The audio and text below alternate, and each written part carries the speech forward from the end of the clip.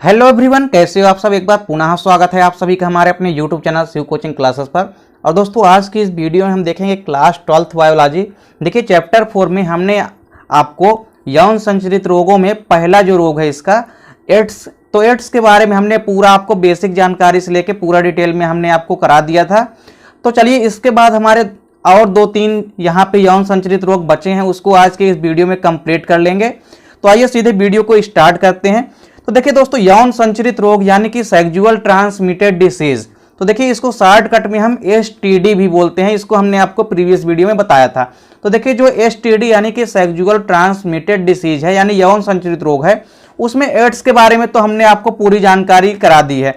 इसके बाद देखिए, जो दूसरा हमारा आज का रोग है वो क्या है, गोनेरिया रोग। तो देखिए, गोनेरिया की यदि हम बात करें तो गोनेरिया जो है यह भी एक प्रमुख यौन संक्रामक रोग होता है। यह भी कैसा रोग होता है, एक यौन संक्रामक रोग होता है, यानी सेक्स के माध्यम से फैलता है या सेक्सुअल ट्रांसमिटेड रोग है, जो प्रायः संभोग द्वारा फैलता है। देखिए, जैसे ही फीमेल और मेल में क्या होता है, जब संभोग होता है यानी कोपुलेशन की क्रिया होती है, तो कोपुलेशन की क्रिया के दौरान ही क्या होता है, इसके द्वारा इसके फैलने की संभावना पूरी होती है। यानी गोनेरिया रोग जो है संभोग के द्वारा फैलता है। अब देखिए, वहीं यदि हम बात करें इसके रोग कारक की कि ये जो है किसके कारण होता है, तो देखिए यह रोग जो है निसेरिया गोनेरी नामक जीवाणु के कारण होता है। देखिए, जो गोनेरिया रोग है किसके कारण होता है, यह रोग निसेरिया गोनेरी नामक एक जीवाणु या बैक्टीरिया के कारण होता है। तो आपको यहां पे ध्यान में रखना है कि यह रोग किसके कारण होता है, निसेरिया गोनेरी नामक बैक्टीरिया के कारण। और यह क्वेश्चन हमेशा ऑब्जेक्टिव में भी यहां से पूछा जाता है कि गोनेरिया रोग किसके कारण होता है, जीवाणु, वायरस या प्रोटोजोआ के कारण। तो आपको याद रखना है कि बैक्टीरिया या जीवाणु के कारण होता है, और साथ ही साथ ये भी रखना है याद कि किस बैक्टीरिया के कारण होता है, तो निसेरिया गोनेरी नामक बैक्टीरिया के कारण होता है। चलिए, वहीं यदि हम बात करें, यह रोग जो है रोगी मादाओं में बंध्यता पैदा करता है। देखिए, यह रोग यदि जिस महिलाओं में यदि हो जाता है तो महिलाओं में कई प्रकार से यह बंध्यता को भी प्रभावित करता है, यानी बंधता या बाझपन को प्रभावित कर देता है। इसके बाद देखिए, यदि हम बात करें वहीं इस रोग के लक्षण के बारे में, यानी कैरेक्टर क्या है, इसके प्रमुख लक्षण या सिम्टोम्स क्या हैं, तो देखिए इसके लक्षण क्या क्या हैं। देखिए, पहला लक्षण तो क्या है यहाँ पे कि मूत्र जो है वो किसके साथ आता है, जलन के साथ आता है, यानी मूत्र जो है जलन के साथ आता है। तो ये यहाँ पे पहला प्रमुख लक्षण है किसका, गोनेरिया रोग का, कि जो मूत्र होता है या यूरिन जो है किसके रूप में, जलन के साथ आता है। तो आपको पहला लक्षण ही मालूम होना चाहिए। इसके बाद देखिए, दूसरा यहां पे क्या है कि मूत्र के साथ पस आना। क्या है दूसरा लक्षण, मूत्र के साथ पस आना। यानी देखिए, इसका मतलब क्या होता है कि मूत्र के साथ मवाद निकलना है ना, और मवाद जो होता है दोस्तों, ये पीले रंग का द्रव्य होता है जो कि प्रोटीन युक्त सीरम होता है। और साथ ही साथ देखिए, जो हमारी बॉडी में ब्लड में जो सफेद रक्त कणिकाएं होती है, यानी जिसको हम व्हाइट ब्लड सेल बोलते हैं, तो जो व्हाइट ब्लड सेल या कार्प सेल होती है, जिन्हें हम ल्यूकोसाइट्स भी कहते हैं, तो यह मवाद जो होता है, या हम कह सकते हैं ये जो पस होता है, यह प्रोटीन युक्त सीरम तथा जो मृत सफेद रक्त कणिकाएं होती है उनसे मिलकर के बना होता है। तो देखिए, यहाँ पे मूत्र जो है किसके साथ आता है, पस के साथ आता है। तो पस का मतलब क्या होता है, एक प्रकार का मवाद होता है यहाँ पे पस का मतलब।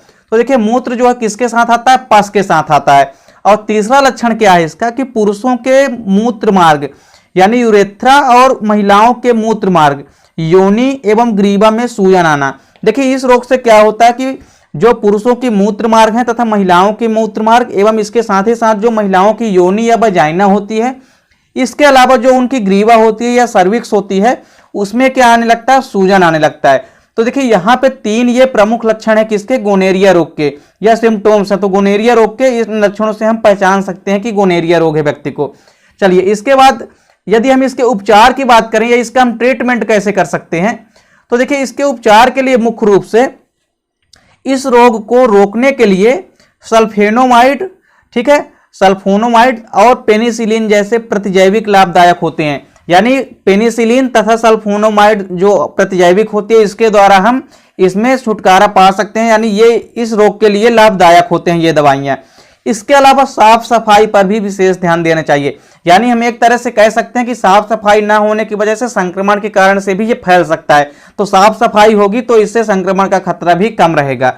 तो देखिए, यहां पे हमारा गोनेरिया रोग कंप्लीट हुआ। इसके बाद देखिए, अब जो तीसरा यौन संचारित रोग है वो है ट्राइकोमोनियासिस। तो देखिए ट्राइकोमोनियासिस की यदि बात करें तो यह भी एक सेक्सुअली ट्रांसमिटेड डिसीज है, यानी यौन संचरित रोग है। तो देखिए यह रोग जो है ट्राइकोमोनास बेजिनलिस नामक प्रोटोजोआ के कारण होता है। देखिए ये रोग किसके कारण होता है? प्रोटोजोआ के कारण होता है। किस प्रोटोजोआ के कारण होता है? तो ट्राइकोमोनास बेजिनलिस नामक प्रोटोजोआ के कारण होता है। तो ये रोग आपको यहाँ पे डिफरेंट है थोड़ा, इसको आपको याद रखना है, ये प्रोटोजोआ के कारण होता है। और देखिए यह रोग महिलाओं के योनि मार्ग में होता है, और विशेष तौर से यदि हम बात करें ट्राइकोमोनियासिस डिसीज की तो यह महिलाओं की जो योनि मार्ग होता है वहां पे होता है अधिकतर। अब देखिए इसके यदि हम वही सिम्टोम्स या लक्षण की यदि हम बात करें तो इसके देखिए दो प्रमुख सिम्टोम्स है। पहला क्या है कि योनि मार्ग में सफेद रंग के द्रव्य का निकलना। तो देखिए योनि मार्ग से सफेद रंग के द्रव्य निकलने लगते हैं, जो कि किसका लक्षण है? ट्राइकोमोनियासिस रोग का। उसके बाद नेक्स्ट क्या है? योनि मार्ग में खुजली होना। देखिए योनि मार्ग में अत्यधिक मात्रा में खुजली होने लगती है, जो भी किसका संकेत है या लक्षण है? ट्राइकोमोनियासिस रोग होने का। देखिए इसके बाद यहां पे यदि हम इसके ट्रीटमेंट या उपचार की बात करें तो देखिए इसका उपचार हम कैसे कर सकते हैं? तो इस रोग के उपचार के लिए मेट्रोलिन नामक जो औषधि होती है प्रयोग की जाती है, यानी मेट्रोलिन नामक औषधि या दवाई का यूज करके हम इस रोग से छुटकारा पा सकते हैं। तो यहाँ पे देखिए आपको इन क्वेश्चनों को अच्छे से तैयार करना है। ये क्वेश्चन देखिए कोई ना कोई यहाँ पे सेक्सुअल ट्रांसमिटेड डिसीज से संबंधित जो रोग हैं, कोई ना कोई यौन संचरित रोग आपसे पेपर में डेफिनेट पूछा जाएगा। यदि आपसे 2 या 3 नंबर के क्वेश्चन में नहीं पूछा जाता है तो इसके अलावा ऑब्जेक्टिव में भी आपसे ये पूछा जाता है। तो यहाँ से ऑब्जेक्टिव टाइप के भी कई क्वेश्चन बनते हैं और साथ ही साथ 2 या 3 नंबर के क्वेश्चन में अक्सर पूछे जाते हैं। चलिए नेक्स्ट रोग है यहाँ पे सिफिलिस। देखिए सिफिलिस की यदि हम बात करें तो सिफिलिस भी एक यौन संक्रमित रोग यानी यौन संक्रमित रोग होता है या यौन संचारित रोग होता है, यानी ये भी एक सेक्सुअल ट्रांसमिटेड डिसीज है। देखिए यदि हम बात करें सिफिलिस रोग की तो यह रोग टेपिनुमा पैलिडम नामक जीवाणु के कारण होता है। किसके कारण होता है? यह रोग भी बैक्टीरिया के कारण होता है। किस बैक्टीरिया के कारण? तो टेपिनुमा पैलिडम के कारण। तो देखिए सिफिलिस रोग भी किसके कारण होता है? टेपिनुमा पैलिडम के कारण। यह पुरुषों तथा महिलाओं के मूत्र मार्ग में होता है। देखिए यह रोग यदि कहां होता है, बात करें यदि इसके होने की, तो यह रोग जो है पुरुषों तथा महिलाओं की मूत्र मार्ग में होता है। इसके बाद देखिए यह बहुत ही भयंकर रोग है। तो यानी सिफिलिस रोग भी कैसा होता है? बहुत ही खतरनाक रोग होता है या हानिकारक रोग होता है, तथा यह रोग नर में ज्यादा प्रभावी होता है। और यदि मेल में यदि हम बात करें तो फीमेल की अपेक्षा यह मेल में ज्यादा एक्टिव या ज्यादा प्रभावी होते हैं। यह रोग प्रायः संभोग के कारण फैलता है। देखिए ये रोग भी यानी जैसे गोनेरिया रोग जो है संभोग के कारण फैलता है, उसी प्रकार सिफिलिस रोग भी संभोग या कॉपुलेशन के द्वारा फैलता है। तो आपको इसको भी याद करना है। देखिए इसके बाद सिफिलिस रोग के लक्षण देखते हैं। तो देखिए सिफिलिस रोग के यहाँ पे कई सारे लक्षण दिए गए हैं। देखिए पहला लक्षण क्या है कि पुरुषों तथा महिलाओं के मूत्र मार्ग में दाने निकल आना। तो देखिए जो पुरुषों की मूत्र मार्ग है तथा महिलाओं की जो मूत्र मार्ग है वहां पे दाने निकल आना, यानी छाले के रूप में दाने निकल आते हैं। देखिए दूसरा यदि हम बात करें, दूसरा प्रमुख लक्षण क्या है? मूत्र मार्ग से पस निकलना। जैसा कि हमने आपको गोनेरिया रोग में बताया कि मूत्र मार्ग से क्या निकलने लगता है? पस निकलने लगता है। तो सिफिलिस रोग का भी लक्षण क्या होता है कि मूत्र मार्ग से पस निकलने लगता है, यानी कि मवाद जैसा पीले रंग का द्रव पदार्थ निकलने लगता है। चलिए नेक्स्ट इसके बाद देखिए क्या है? तंत्रिका तंत्र का प्रभावित होना। सिफिलिस रोग के कारण दोस्तों तंत्रिका तंत्र यानी कि हमारी स्पाइनल कार्ड भी प्रभावित होती है। चलिए वहीं यदि हम इसके ट्रीटमेंट की बात करें तो इसका हम ट्रीटमेंट कैसे कर सकते हैं? तो देखिए इसका ट्रीटमेंट बेसिकली इसके प्रयोग के लिए निम्न प्रतिजैविकों का उपयोग किया जाता है, यानी इसका ट्रीटमेंट जो है हम एंटीबायोटिक्स यानी प्रतिजैविकों के माध्यम से कर सकते हैं। तो देखिए यहाँ पे कई सारी प्रतिजैविकों के नाम भी लिख रखे हैं। देखिए जिसमें पहला है पेनिसिलिन। तो देखिए पेनिसिलिन जो कि जिसकी खोज किसने की थी? सर अलेक्जेंडर फ्लेमिंग ने की थी।